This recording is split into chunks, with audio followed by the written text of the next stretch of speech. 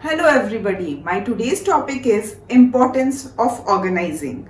Now, the first importance is benefit of specialization. So let's start that in benefits of specialization, organizing helps in identifying the total work, and then the total work is divided into compact and convenient jobs. So first total work is identified because of organizing, then they are divided into compact and convenient jobs so that it can be assigned to different individuals and they can perform it in a better way. As a result, when compact same work task is assigned, like finance manager is given money related matter and the same thing he has to handle, then in that situation repetitive performance will lead to specialization. As a result, the work will be reduced and increases the productivity, so productivity will be enhanced. Now second is clarity in working relationships. Now because of organizing, the authority responsibility relationship is already assigned. The individual knows that who is my boss and whom I am accountable to and who is going to give me the order, which ensures unity of command. As a result, fixing of responsibility is done because person has been assigned task and responsibility, and so it avoids confusion and conflicts. So thus clarity in working relationship is one of the importance of organizing. Next comes third point, optimum utilization of resources. This means that in an organization, both human and non-human resources are available. Human resources consists of men and non-human resources means money, material, that means raw material, and machines. So it ensures that every resources should be utilized to the maximum, and this ensurety is because of organizing. So work is also assigned to different employees or individual in the organization on the basis of skills, knowledge, experience, qualification, and as a result, which is going to avoid confusion, duplication, and wastage of resources.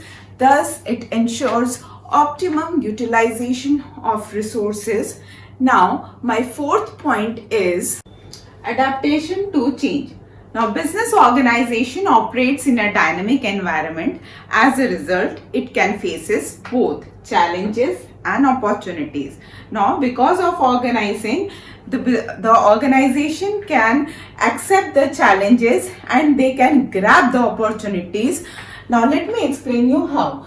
See, organizing adapt itself and suitably modify the organization structure. Now, how they are suitably modifying the organization structure, I'm going to explain you that. Now, in case of growth, okay, the company can add on new employees in the organization. As a result, depending upon the demand, that whether a tendering department is required, or planning department is required, or legal department is required, or so many departments can be required, they can add on the organization structure. So like the way finance department has been there, or production, purchase, marketing department is there, one or two more departments will be added so that the work can be done properly. Apart from that, adding to the department, it can also add the new product lines depending upon the demand of the product. Now, as I have already said, that business environment runs in a dynamic environment. It faces challenges as well as opportunities. Now, the automobile companies, because of corona, are facing challenges, so they can go and grab a new opportunities, so they can enter into a new business, like because of online teaching, mobile phone, laptop, tablets, PC, etc. has come on demand. So the company can switch it the way Reliance Trend has Reliance has various products like Reliance Trends, Reliance Digital, Reliance Footprints, etc. So even one product line can be added so that they can grab the opportunity and can be in the market, and this facility is given by organizing so that one can manage the dynamic situation, and one can easily grab the opportunities or can face the challenges. Now, fifth importance is effective administration. So effective administration, let me tell you that because of organizing, it has already been given superior subordinate relationship, authority responsibility relationship. A hierarchy has been created in the organization structure.